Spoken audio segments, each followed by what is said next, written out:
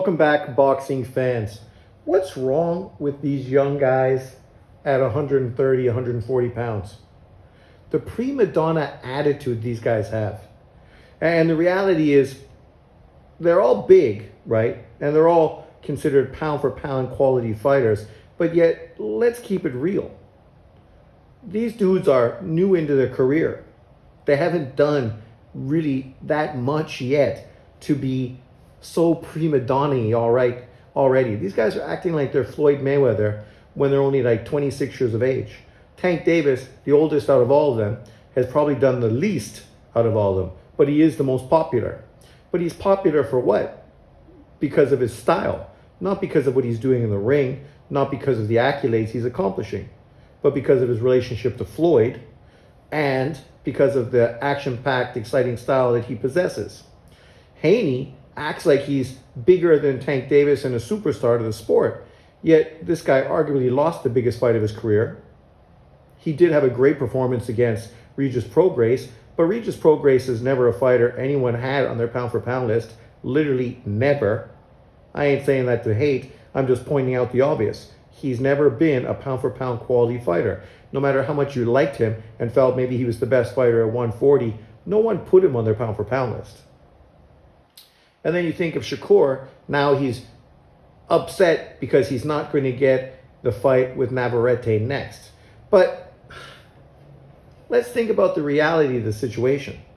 This is a dude who just won a vacant title by beating, Dos Santos, a guy who never did anything in the division, really, let's be honest, never beat a top 10 opponent. And now Lomachenko's going to fight Kambosos for a vacant title. And Navarrete is going to fight the high-ranked, number one ranked fighter by the WBO, right? Another Ukrainian fighter. Sure, Americans don't know him, but this is a guy who's been highly ranked by them for a long time. And now that the titles are vacant, it's only fair he gets an opportunity to fight for the vacant title. Even if he's not well known in America, not as popular as Shakur Stevenson, Shakur got his opportunity to win a title. This guy's getting his chance against Navarrete, who wants to become a four-weight world champion, which isn't something everybody does, right? This is a pretty high accomplishment for Navarrete and his first fight at 135 pounds. If he beats that Ukrainian fighter and becomes a four-weight world champion, if Lomachenko beats Kambosos and does it more impressively than Devin Haney did, and obviously more impressive than Teofimo Lopez did, who got beat by Kambosos. Now those two opponents become superstar matchups for Shakur Stevenson. Pay-per-view fights, unification fights, and obviously the most significant fights at 135 pounds, because we know Tank Davis ain't going to be fighting any of those guys. Literally. He ain't going to fight Navarrete, he ain't going to fight Shakur, he ain't going to fight Lomachenko. And people can get upset and say everyone else doesn't want to fight him. Jesus Christ, man, the guy's 30 years old. He's never once showed any inclination to fight any opponent that anybody wanted him to fight, which is why people were so excited when he fought Ryan Garcia, because at least he kind of took on an opponent that people were excited to see him against, which is why the numbers were great. If he was to fight a Haney, a Lomachenko, or Shakur Stevenson, the numbers would be great too, because those would be the kind of opponents people really have been asking him to fight, right? You look at Teofimo Lopez. The guy comes off of the biggest fight of his career and then says he retires because he was pissed off because he signed a low contract to fight him. You signed the fucking contract, buddy. You literally signed that contract to fight Taylor, and the reason you didn't get a lot of money, because at that point you looked mental, and so did he. So nobody really knew who was going to win. Neither guy was coming off of great performances. So you guys got paid what Top Rank thought you deserved. But with your spectacular victory, then of course, now you can start pushing for bigger money. Now you're getting a lighter touch opponent, but you're probably getting just as much money as you got to fight Taylor. If you beat him, now a potential super fight with Haney, a potential super fight with Ryan Garcia is right there for you, and big money pay-per-view. But these guys, man, the prima donna attitude the guys from 135 and 140 show consistently, right? And I know people all hate Lomachenko, but one thing you can never say about Lomachenko is him claiming prima donna status. He took less money to fight Devin Haney, right? He agreed to fight Kambosos in Australia before Devin Haney did for the 2-fight deal, taking B-side money. He just obviously re-signed to go to Australia to fight Kambosos again this time, also taking B-side money to fight Kambosos in his hometown, right? This is a guy who consistently has just made fights. We haven't heard him arguing and back forth and going through all kinds of this prima donna kind of bullshit to make fights. So if you don't like him, that's fine. You don't have to like him. But you should at least respect the fact that he is not a prima donna, unlike these guys. And I don't say that to hate on them. It's just like, this is true. Like when Shakur now is coming out threatening to retire, what does that scream to you? Fucking prima donna. When Tank Davis says titles don't matter because he's such a big star, prima donna. When fucking Teofimo Lopez beats Taylor in the biggest fight of his career, or second biggest fight of his career, and then retires right afterwards, prima donna. When Devin Haney's talking about how he's the A-side and, you know, he can call the shots, prima donna. Right? Ryan Garcia acting like he's a superstar, yet his biggest win of his career is against Luke Campbell. Prima donna. Like literally, these dudes are so egotistical. The reason fights aren't getting made is because these guys' heads are so big, they can't fit through the fucking door to negotiate. That's what it comes down to. I can understand that Shakur wants to fight Loma and he wants to fight Navarrete. If he really wanted to fight Navarrete, he shouldn't have moved up from 130, should he? He should have stayed at 130 where he was a unified champion, and Navarrete would have been the obvious fucking fight for him at that weight class. He chose to move up because he felt the bigger money fights were at 135 pounds. So he walked away from what would have been a big money fight with him and Navarrete to come up to 135, only to realize that Tank Davis is never going to fight him. Devin Haney just moved out of the division, which only leaves you Lomachenko. But Lomachenko is coming off of a loss. Now, the talk about Navarrete coming up, then he thought, thank God I have a fucking big money fight. But Navarrete and his team and the promoter obviously want to give him accolades before putting him in against you. And this is what they should have did as well with Oscar Valdez and Jamal Herring. It was bullshit that fucking the WBO forced fucking Jamal Herring to fight his mandatory opponent, Shakur Stevenson, instead of unifying against Valdez. When does a mandatory trump a fucking unification fight? It never does. But in this case, Shakur was jammed in Jamal Herring's face, so he fucking had to walk away from a bigger money fight against Oscar Valdez. And it was a bigger money fight because Valdez was a bigger name as far as fan base at 130, and it was a unification fight, as opposed to fighting Shakur Stevenson, which was a fucking title defense, right? And Shakur literally pulled prima donna status and forced the WBO to give him the higher percentage of the fucking purse. Not the champion, but Shakur, right? So, Jesus, man. Like, I know some people who are race baiters are going to say, you know, I'm hating. But what do you mean? I'm hating fucking all the dudes that fucking consistently show their prima donnas. And there's all kinds of different colors in there. Ryan Garcia, Teofimo Lopez, Tank Davis, Haney, Shakur. If you want to throw Lomachenko in there, I mean, you can, but I want to see you try to justify him as a prima donna. He's 36 years old, and he's the guy that's been doing all the fucking heavy lifting at that weight division. So it doesn't seem like he's the prima donna, but okay. I know people feel like he's gets unfair opportunities. Like, this is how fucking stupid people are, right? Shakur, who's not a 135-pound fighter, gets an opportunity to fight for the vacant WBC title against a guy like De Los Santos, who never beat a top 10 fighter, but that's okay. But Lomachenko fighting Kambosos, two unified world champions, fighting for a vacant title. Now all of a sudden there's an issue. Explain that to me. Right? Two guys that were unified champions at 135 pounds that are both ranked very high by the sanctioning body. Somehow that's bullshit, and they shouldn't be getting the opportunity, but Shakur and De Los Santos can. Or Frank Martin, who also never beat a top 10 opponent either. And now, of course, the Ukrainian fighter is getting an opportunity to fight Navarrete. Navarrete is getting a chance to fight for the WBO title because he's the WBO champion at 130 pounds. So the WBO is consistent. They always elevate their champion and allow them to fight for vacant titles in the higher division. And as far as the guy he's fighting, the Ukrainian fighter, he is a highly rated WBO fighter. So he deserves his opportunity, even though, to be fair, nobody in America knows who he is. If they go back and they see that he was part of the Ukrainian Olympic team that won medals with Vozdek, Usyk, Lomachenko, and him, because Lomachenko went up in weight to allow him to fight at the lower weight division, yeah, he's been around for a long time. This is his first opportunity to fight for a world title.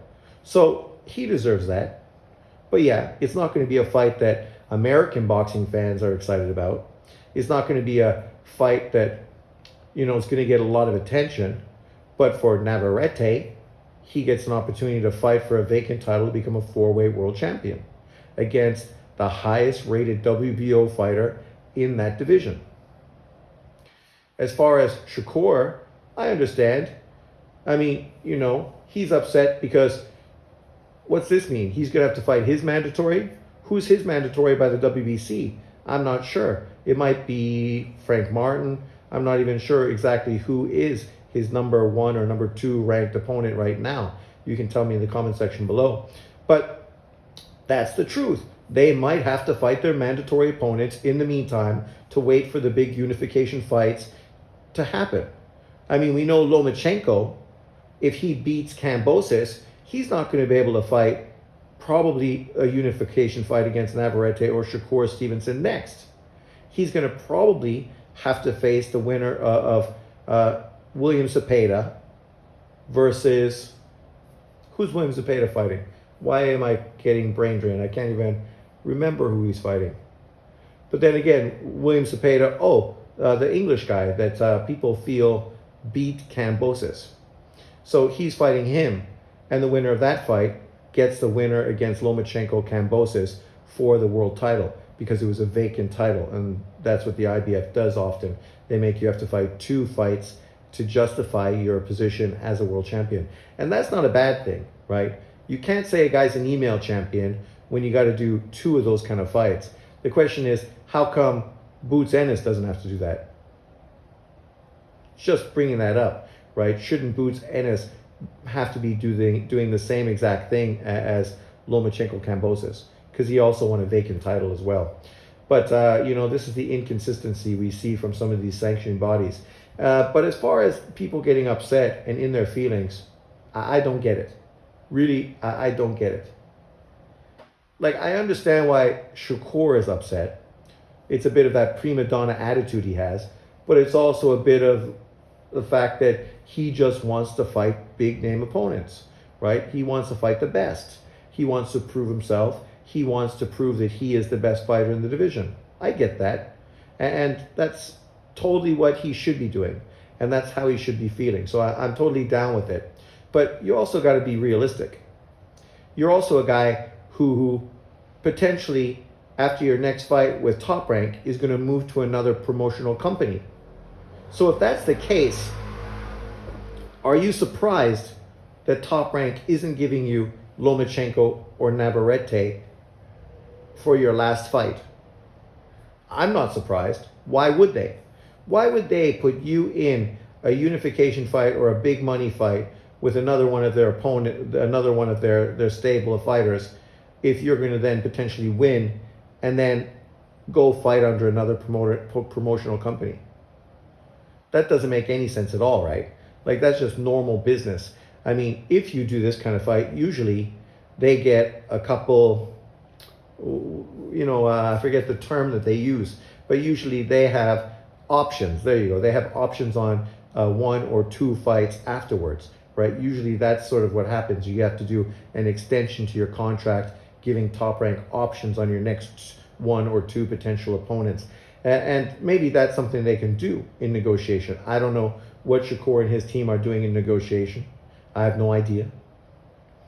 The reality is, though, I can see why he's getting a little frustrated, because you see Tank Davis' team come out and say they're never going to fight Shakur Stevenson. And then you see Navarrete's team come out and say they don't want to see Navarrete fight Shakur Stevenson because he's boring. They said he's like a 3-hour sermon, whatever that means. Obviously, you have to be a churchgoer to get that reference. But the point is, they feel stylistically he is a boring fighter, defensive first. His last performance against De Los Santos did not win him many fans. Really, it even got him a lot of negativity. Not specifically from me, because I understand that people have off nights. So it's not the end of the world. We will see what he does against his next opponent, to see if he really was injured, to see if he can step it up and do better the next time out there and impress people. But, you know, when all it comes down to this, there's going to be some people that calling people ducks. There's going to be some people throwing out clickbait titles all over, trying to like highlight people they like and shit on other people. But the reality is, all these dudes are doing exactly what they should be doing. Lomachenko should be fighting Kambosos to get a vacant title. Navarrete should be facing the #1 WBO champion to try to become a 4-weight world champion. Shakur Stevenson should be challenging all the big guys in the division for a big money fight. Lopez should be fighting Vargas next. Or how come I can't even remember the guy's name? The guy that Lomachenko fought in his next fight. He should. He just took on a tough opponent, and now he's taking on another tough opponent and trying to get paid fair to build up potentially a super pay-per-view fight, right? And we know that's probably what's going to happen next. So then why would people be bent out of shape and in their feelings? He's fighting a guy that beat Jamal Herring. Some people feel beat Lomachenko before Devin Haney did. So let's just put that in perspective. For Devin Haney, he just beat Regis Prograis. Obviously, he's been calling out all the big name guys at 140 pounds. He may very well fight his mandatory in Sandor Martin next, because yes, believe it or not, you know, mandatories are a thing, and people do have to fight mandatories. So it is what it is, right? I don't think it's a big deal. Obviously, you shouldn't be putting these fights on pay-per-view because they're not going to grab that kind of audience. But I look forward to seeing some of the bullshit videos that come out over the next few days, talking about racial double standards, talking about people being ducks, talking about how come people aren't holding this person accountable. You know, I'm sure we're going to see the same old diatribe of bullshit videos that we see consistently on YouTube, because YouTube is really just a fucking cesspool, a cesspool. But leave your comments below. Since Shakur Stevenson isn't going to get Lomachenko or Navarrete in his next fight, he is also coming off of an injury, just like Navarrete as well. Who would you like to see Shakur Stevenson fight next? Obviously, we have to temper our expectations. Chances are it could potentially be a fighter at 135 pounds. A guy I would like to see is Muratella. Right? He's another top-ranked fighter. He's performed very well. He's super exciting. He's going to put pressure on Shakur Stevenson and really see if Shakur is able to deal with that pressure. So it's a good opponent, right? And a guy that, coming off of 2023, had a lot of real support behind him. So for me, that would be a great fight. Shakur Stevenson, Raymond Muratella, great fight. Great fight. But let me know what you think. Who would you like to see Shakur fight next? We know it's not going to be Lomachenko, and it's not going to be Navarrete, because Top Rank and Bob Arum are leading those guys to world title fights, just like they led Shakur to a world title fight. So what's the difference? There is no difference, but someone's going to act like there is because that's what people do. But leave your comments below. Thanks for watching. Peace out. Enjoy your week.